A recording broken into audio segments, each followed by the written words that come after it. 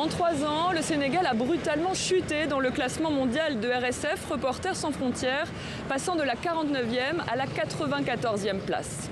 Le pays a pourtant longtemps été considéré comme un exemple de liberté de la presse dans la région, mais selon l'organisation, les conditions d'exercice du journalisme ont commencé à se dégrader en 2021 au moment de l'arrestation du principal opposant de l'époque, Ousmane Sonko.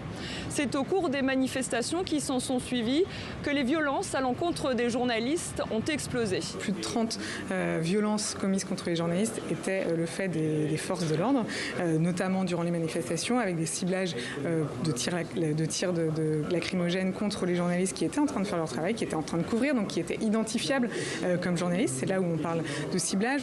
Au-delà des interpellations et brutalisations de journalistes, citons les coupures récurrentes d'accès à l'Internet mobile ou aux réseaux sociaux, la coupure du signal d'une télévision privée ou encore l'augmentation du cyberharcèlement et des campagnes de désinformation. Pour Reporters sans frontières, la liberté de la presse au Sénégal est un enjeu crucial pour toute la région. Il ne faudrait pas qu'il y ait dans un environnement, disons, géopolitique assez compliqué, dans le Sahel, avec aussi ici ou là des juntes, avec des décisions liberticides dans ces pays-là, qu'il s'agisse du Mali, du Burkina ou du Niger, mais même du Niger et de la Guinée voisin aussi, avec tout cela, il faudrait que le Sénégal reparte de l'avant. L'ONG vient de formuler une trentaine de recommandations aux nouvelles autorités sénégalaises. Parmi elles, la suppression des peines privatives de liberté pour les infractions de la presse.